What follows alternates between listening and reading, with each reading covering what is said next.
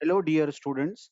I am Samir Velankar and I welcome all of you to this third video on the topic P and NP class problems.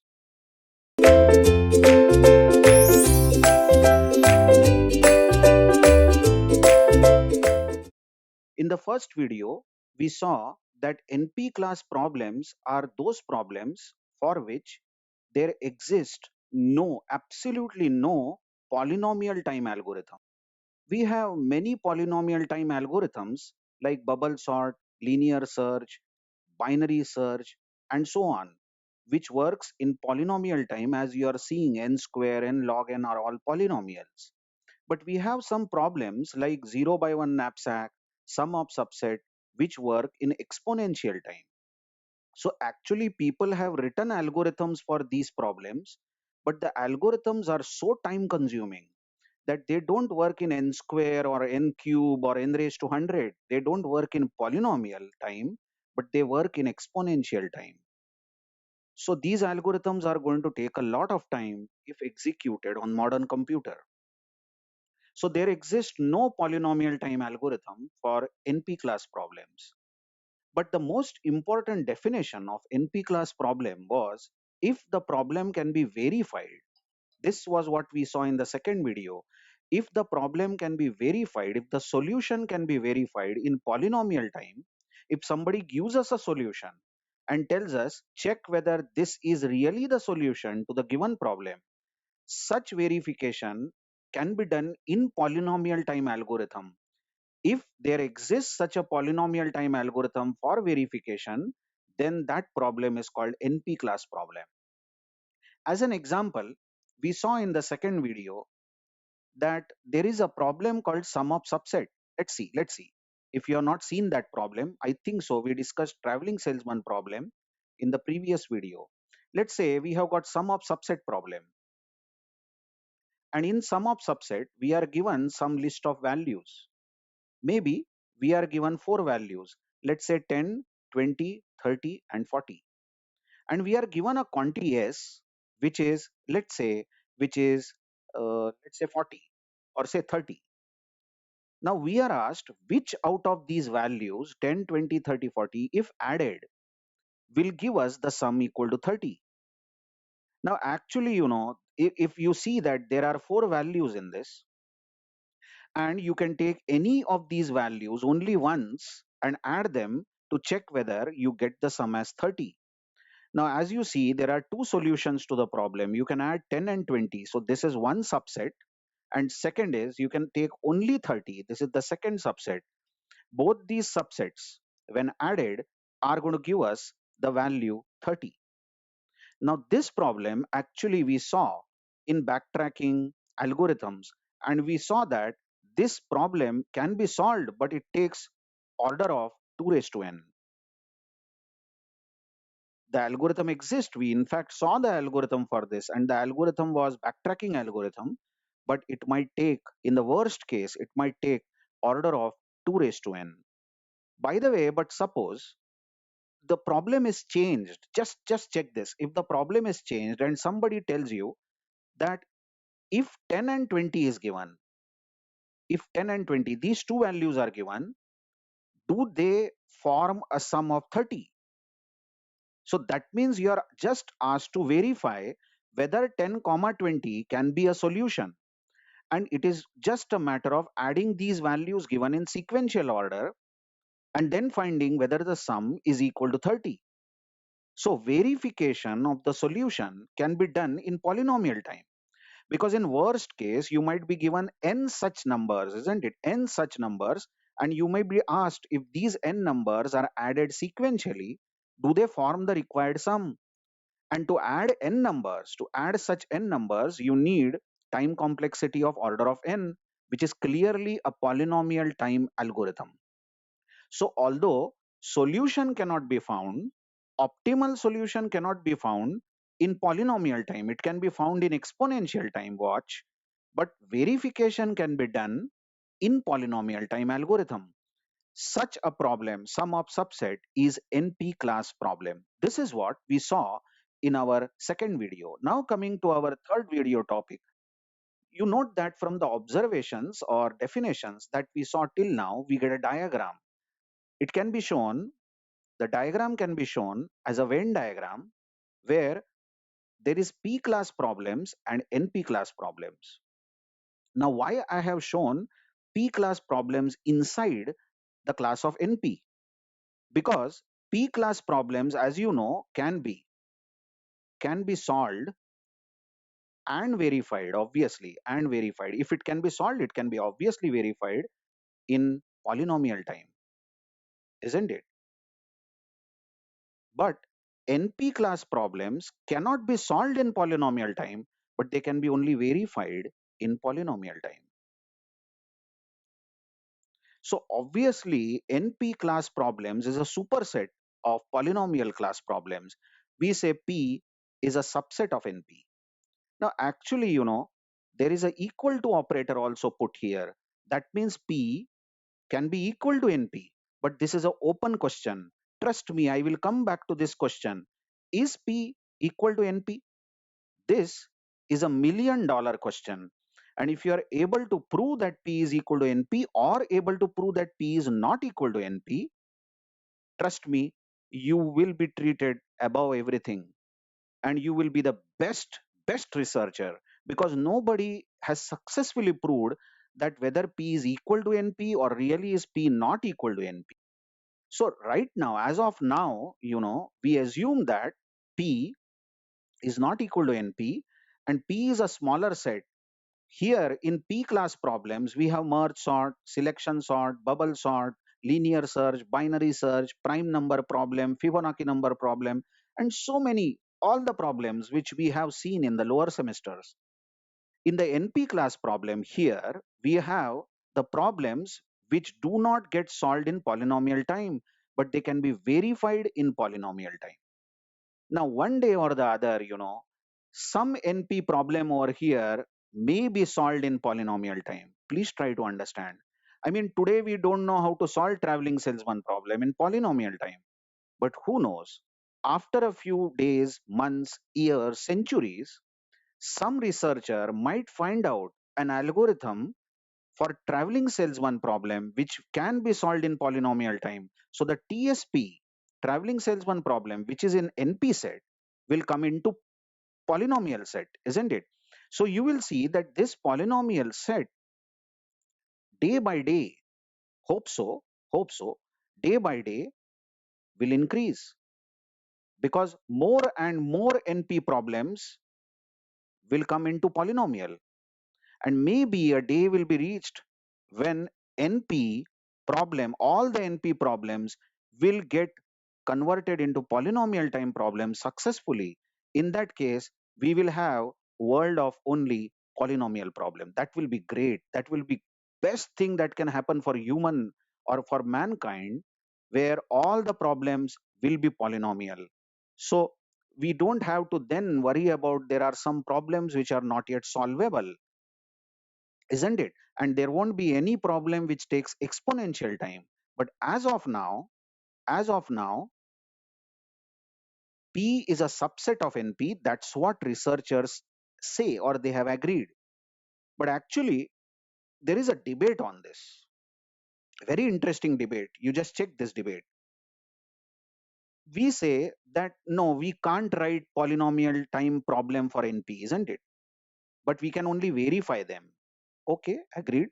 But we say that, who knows, there might be an intelligent person somewhere on the earth or extraterrestrial who might have found out a polynomial class algorithm for the given NP problem.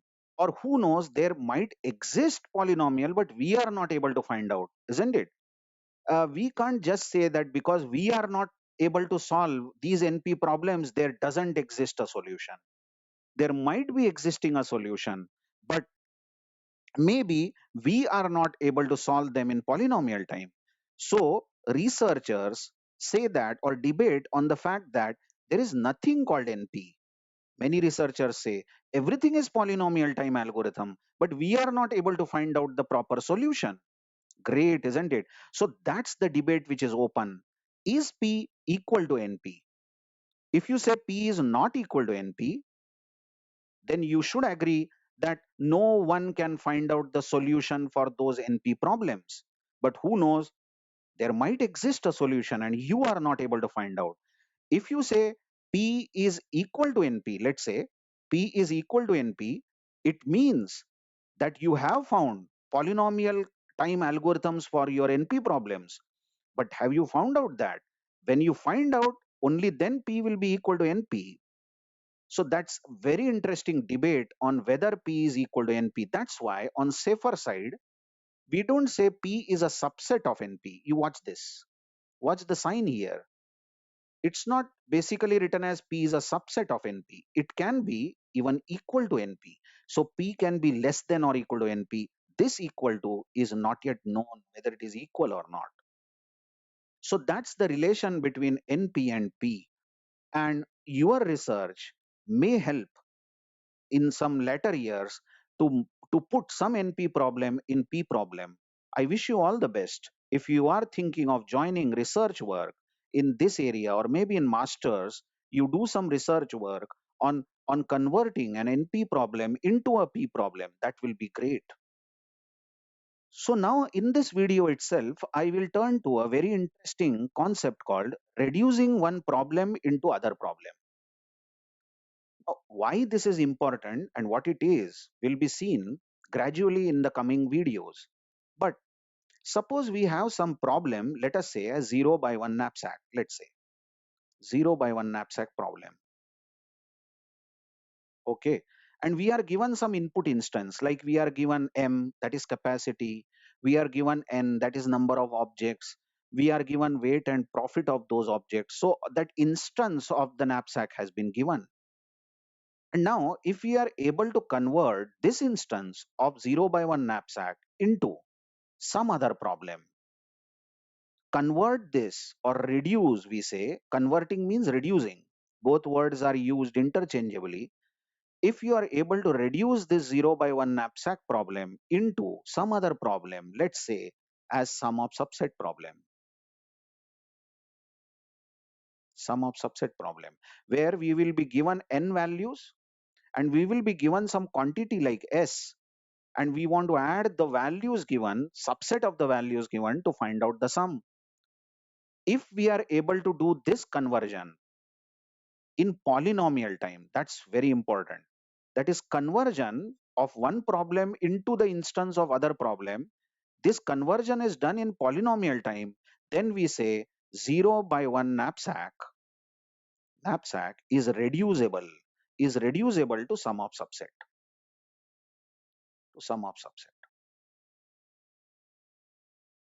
And we indicate this by using such alpha symbol. Whenever you see such alpha symbol, let's say A alpha B in algorithms, then you understand that A is a problem or an algorithm and B is a problem or an algorithm. And writing like this means A can be reduced to B in polynomial time. That's very important. The conversion should not take exponential time. It is then meaningless, isn't it? Exponential time algorithms are not useful to us because they cannot get solved in less time. So the conversion itself should be done in polynomial time. Now many authors also show this reducibility using less than symbol, somewhat like this, and write P here as a subscript. Now what that means is A is reducible to B. Problem A is reducible to B in polynomial time, isn't it? So we have a polynomial time algorithm by which we can reduce problem A to problem B. Just trust me, don't think of why we should convert one problem into the other problem. Just don't think about this question right now. But in real life also, when you have some problem, let's say any problem in real life, and you just start thinking, how do I solve this problem? And then you think of some other problem and you say, good Lord, this problem B is same as problem A. Many times it happens. So if I attack problem B, if I know the solution of problem B, then indirectly I would know solution of problem A. Converting one problem to the other problem will help us in finding, is there any solution to other problem if there is a solution to one of these problems. Now, how do you reduce, or what do you mean by reduction over here? To get an intuition of reduction, let's consider an example of knapsack problem again. Okay, let's say we are given a knapsack with capacity 5 and we are given three objects, NS3, and the weights of these objects is given. So weights are 2, 3, and let's say 4. Okay, these are the weights of the three objects, and the profits given are, let's say, 20, 30, and 40. Now you know the problem in 0 by 1 knapsack. We want to fill our knapsack with capacity 5 such that we gain maximum profit. Now, what if we introduce a notation like this, that we take xi as a variable or x as an array of three elements, because there are three objects, and each of the xi will be made 0 or 1 depending on whether you are going to take that ith object and fill it in knapsack, or whether you are going to leave that object. So one of the solutions might be 1, 1, 0. What that means is you have taken first object 2 kg because first element of x is 1. You have taken second object 3 kg because second element of this x array is 1. And you have not taken the third object because the third element of x is 0. But the other solution might be something like x is three element array and it is 0, 0, 1. That means you have taken only third object and you have not taken the first two objects. The third object was weighing 4 kg. So if you see, actually, it's only about finding the values of xi. Which object will you take? Which object you won't take? So if you show something like this, x can be shown as a boolean combination. 0, 0, 0 means you have not taken any object. This is worst, and you will get zero profit as you are not adding anything in the knapsack. 0, 0, 1 is one possibility where you will be filling only third object, or 0, 1, 0, 0, 1, 1, isn't it? 1, 0, 0, 1, 0, 1, and it will be 1, 1, 0, and 1, 1, 1. Now notice all these are possible solutions, and one of these solutions will give you a highest profit, isn't it? You have to know which of these combinations, which objects when taken and which objects when left, will give you highest profit. But how many such combinations do you have? You have eight possibilities to check, and that is exactly 2 raised to 3. Note, 3 here are the number of objects. That means in general, if n objects are given, then the number of possibilities that we have to check is 2 raised to n. And one of the possibilities is going to give us the highest profit. This is too bad, isn't it? Now, another way of showing the same thing, trust me, I'm not explaining anything new, but another way of showing the same thing is by drawing a state space tree for this. Now, what is a state space tree? I'm going to do nothing but I'm going to write all these combinations in the form of a tree. Now, how about something like this? We start with root and we say x1 is 1 or x1 is 0.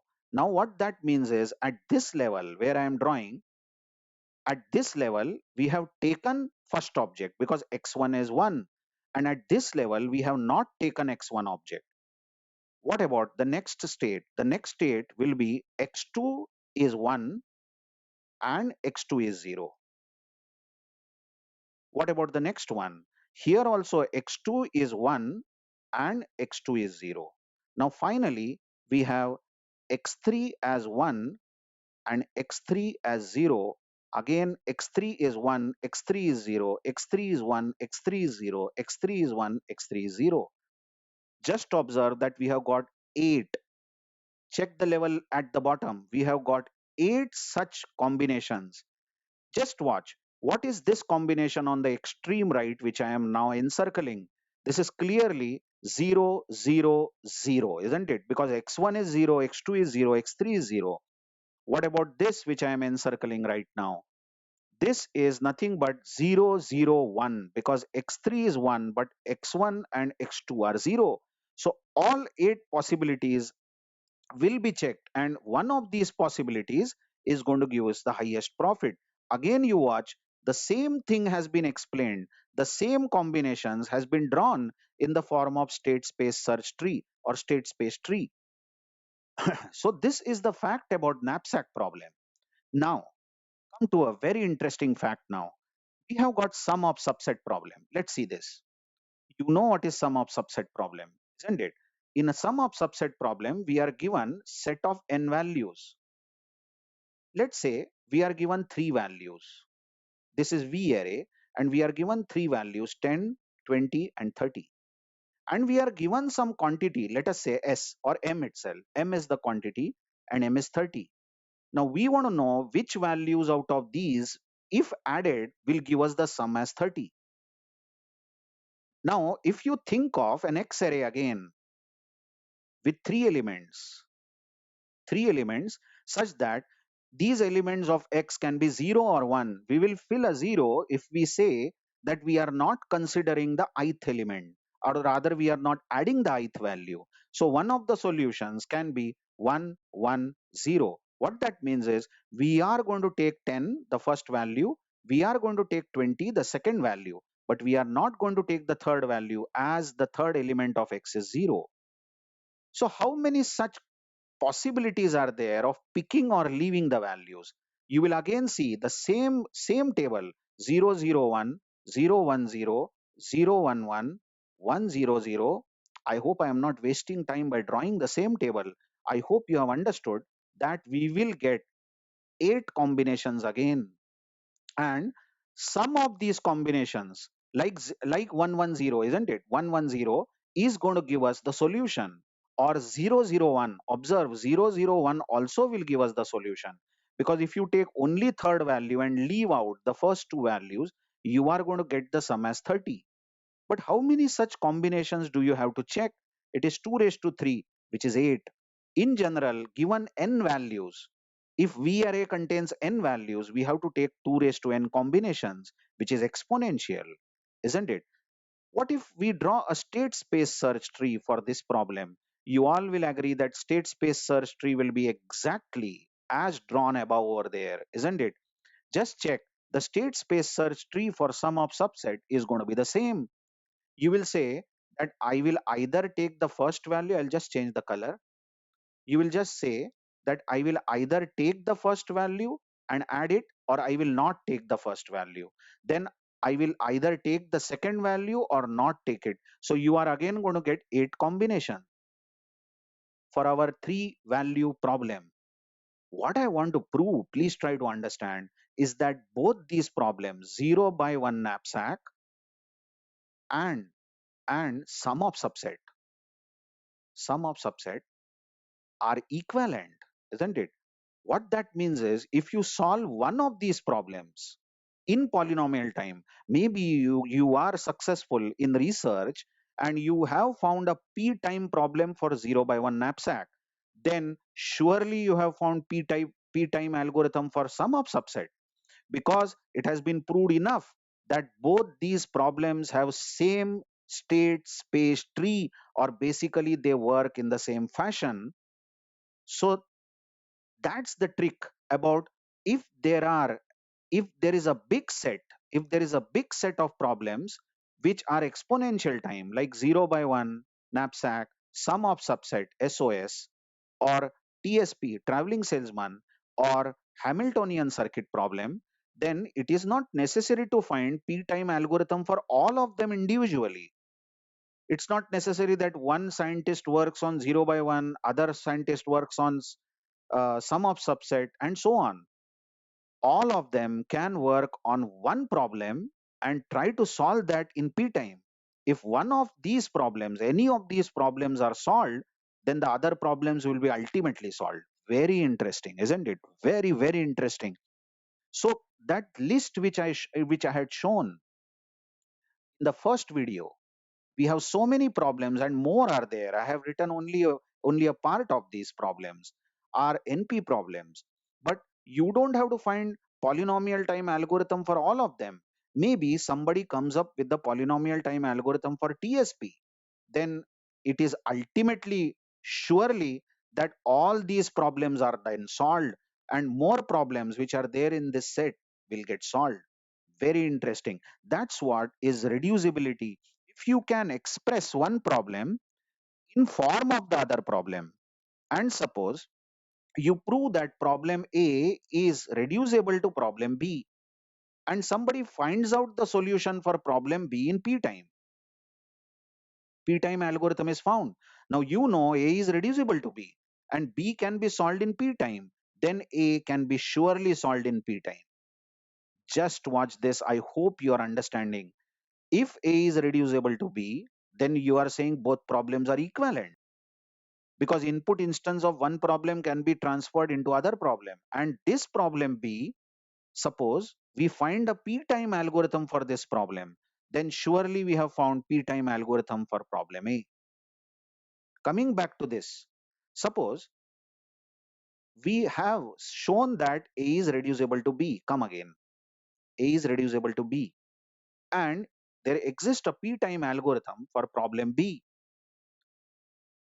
Then p-time algorithm exists for a problem A. So it is enough to solve problem B, then problem A will ultimately get solved. Isn't it so?